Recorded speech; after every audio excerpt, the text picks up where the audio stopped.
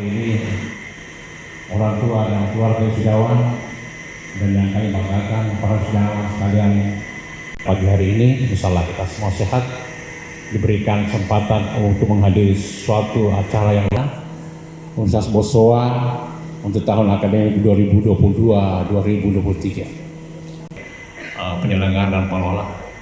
Oleh karena itu, atas nama Lembaga Layanan Pendidikan Tinggi menyampaikan terima kasih dan penghargaan yang setinggi-tingginya atas upaya yang telah dilakukan selama ini.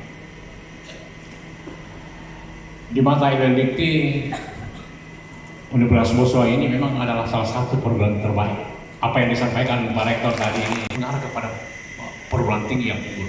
Langkah-langkah itu sudah kita lakukan. Ini dibuktikan dengan pengembangan sumber daya manusia yang luar biasa.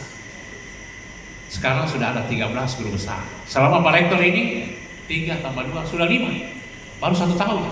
Lagi 20 saja bisa itu. Jadi sekarang 1 tahun 5, ya mungkin 4 tahun 20 bisa.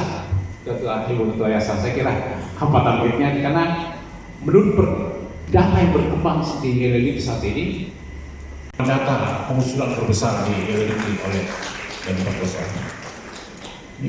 Sekarang ada satu lagi orang lagi yang sedikit luar sekali sangat paham, sangat bahwa tidak ada perguruan tinggi yang hebat dan terkenal di Indonesia yang handal kecuali SDM yang unggul.